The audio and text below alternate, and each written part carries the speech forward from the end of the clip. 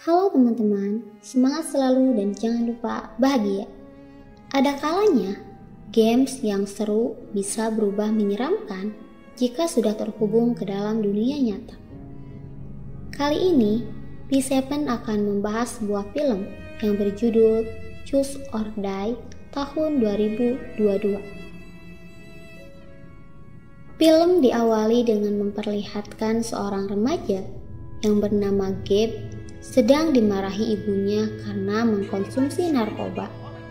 Sementara itu, ayahnya yang bernama Hal, yang merupakan maniak game retro, sedang memainkan game retro yang bernama Cursor.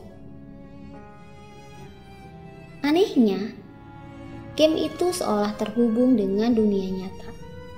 Ketika Hal tak mau memilih antara lidah dan telinga, maka tiba-tiba dia merasa sakit pada pendengarannya.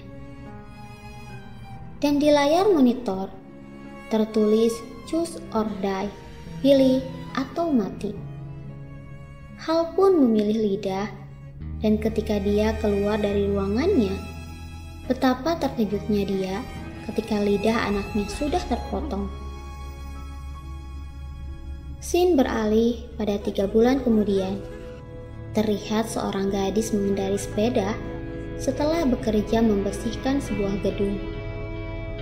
Gadis yang bernama Kayla itu mampir ke rumah temannya yang bernama Ishak, yang merupakan ahli memperbaiki komputer dan juga seorang hacker. Saat itulah Kayla menemukan salinan dari game retro terkutuk yang bernama Cursor. Tergiur dengan hadiah yang tercantum dalam game, Kayla pun berniat untuk memainkannya. Kayla mengajak Ishak untuk bertemu dan memainkan game retro itu di sebuah kafe pada jam 1:30 malam. Singkat cerita, Kayla pun pulang ke rumah kontrakannya. Terlihat ibunya yang sakit-sakitan terbaring lemas sambil mengingat adik Kayla yang sudah meninggal. Pada malam harinya, setelah selesai bekerja, Kayla menunggu Ishak di kafe. Ketika jam menunjukkan jam 2 malam, Ishak tak kunjung datang. Kayla pun iseng membuka game retro Cursor di laptopnya. Keanehan mulai terjadi ketika game retro itu seolah tahu menu yang disajikan di kafe dan percakapan Kayla dengan pelayan kafe. Kayla yang merasakan keanehan segera menutup laptopnya. Namun sayang, dia seolah berada di dunia lain. Adiknya yang sudah meninggal memperingatkan Kayla untuk terus memilih dalam game itu atau dia akan mati. Kayla pun tersadar dan membuka kembali laptopnya. Suasana semakin mencekam ketika pelayan kafe tiba-tiba memecahkan gelas ke lantai. Dalam game retro itu terdapat pilihan pecahkan gelas atau bersihkan. Ketika Kayla memilih bersihkan, pelayan kafe itu tiba-tiba membersihkan pecahan gelas dengan cara memakannya. Melihat hal itu, Kayla mencoba menolong pelayan kafe namun gagal.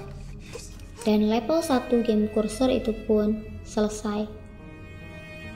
Keesokan paginya, ketika Kayla bangun tidur, seorang polisi menanyakan beberapa pertanyaan pada ibu Kayla terkait kasus bunuh diri pelayan kafe. Singkat cerita, saat Kayla akan pergi untuk menemui Ishak, dia bertemu dengan Lance, seorang penjaga gedung yang mesum dan brengsek. Mereka berdebat karena Kayla tidak suka Lance mendekati ibunya. Kayla pun mengayuh sepedanya ke rumah Ishak. Sesampainya di sana, Kayla menjelaskan apa yang terjadi semalam ketika dia memainkan game Cursor itu. Namun sayang, Ishak tak percaya dengan apa yang dikatakan Kayla. Pada malam harinya, Kayla kembali bekerja membersihkan gedung. Tepat jam 2 malam, ibunya menelpon dengan histeris, mengatakan bahwa tikus-tikus di rumah mereka mengejarnya. Tikus itu terdengar sangat ganas, tidak seperti biasanya.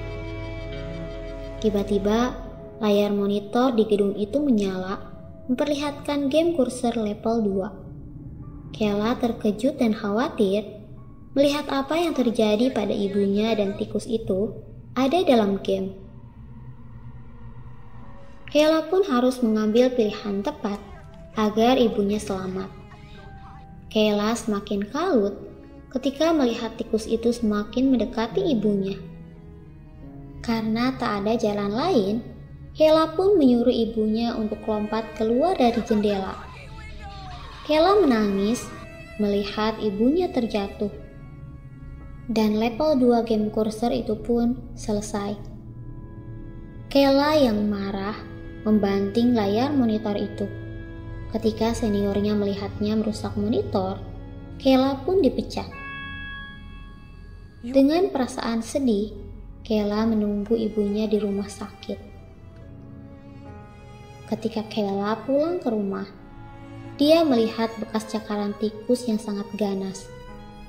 Tiba-tiba, Lance datang, membuat Kayla sedikit waspada. Lance menghina Kayla yang miskin dan menyuruhnya untuk menjual diri padanya. Malam harinya, Kayla datang ke rumah Ishak dan meyakinkan Ishak tentang game kursor terkutuk. Dan kini, Ishak pun percaya. Mereka mengobrol untuk mencairkan suasana sambil menunggu jam 2 malam saat game kursor itu menyala. Tepat jam 2 malam, game kursor itu pun menyala. Kini, Ishak semakin percaya dengan apa yang dikatakan Kayla. Level 3 game kursor itu pun dimulai. Kayla yang tak ingin mengambil pilihan apapun, tiba-tiba telinganya berdenging sangat menyakitkan. Dengan terpaksa, Kayla pun harus bermain. Ketika layar monitor menunjukkan panah, Kayla dan Ishak melihat ada 2 pintu berwarna merah dan biru. Ketika Ishak menguping di pintu warna biru, terdengar suara seseorang menyebutkan kata mati.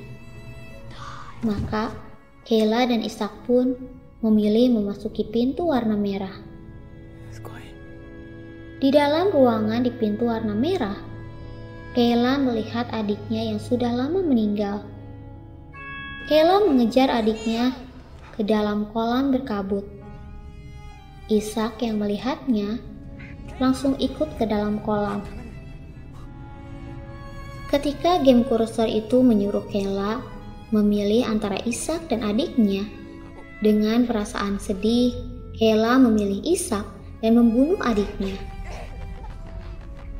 Karena Kayla sadar bahwa adiknya sudah lama meninggal dunia. Tak lama kemudian, Ishak pun tersadar, dan level 3 game kursor itu pun selesai. Keesokan paginya, Ishak dan Kayla mencari tempat asal game kursor itu dibuat. Mereka pun menemukan sebuah tempat yang mencurigakan, dan setelah mereka menelusuri tempat itu, mereka menemukan kaset rekaman yang memperlihatkan seorang pria yang bernama Beck bereksperimen menggunakan kutukan pada game kursor.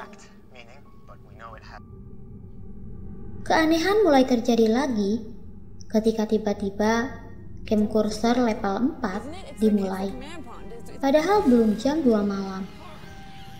Seolah-olah game itu tahu bahwa Kayla dan Ishak mencoba mencurangi game kursor itu. Ishak berusaha mencabut kabel agar monitornya mati. Tapi sial, Ishak malah seolah masuk ke dalam game, dan Kayla disuruh memilih antara mundur atau maju cepat. Namun, apapun pilihan Kayla, game itu membuat Ishak kesakitan, dan Ishak pun tewas. Level 4 game kursor itu pun selesai.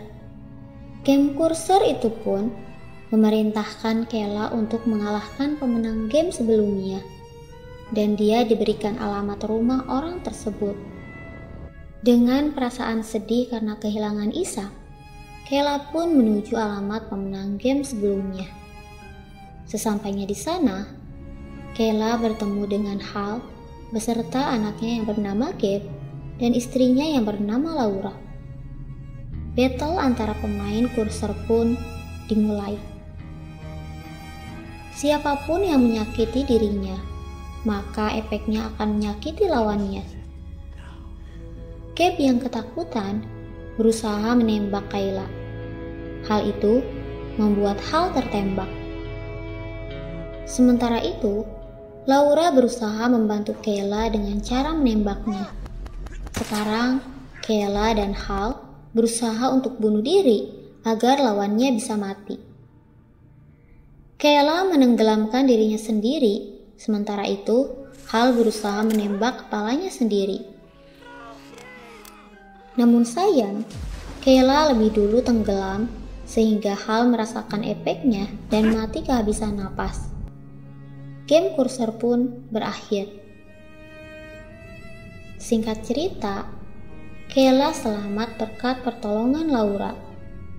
Laura berterima kasih kepada Kayla karena telah membunuh suaminya yang membuatnya celaka akibat game kursor yang dimainkan suaminya. Beberapa saat kemudian, Kayla mendapatkan notifikasi di HP-nya bahwa game kursor telah selesai dan dia mendapat hadiah untuk mengutuk orang lain.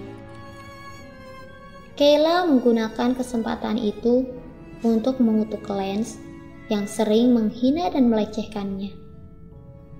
Akhirnya, Lance pun mati dengan cara yang mengenaskan. Suatu hari, Kayla menerima telepon dari Beck, sang pencipta game kursor. Ketika Beck bertanya siapa yang selanjutnya harus dikutuk, Kayla menjawab hanya yang pantas menerimanya. Dan film pun berakhir.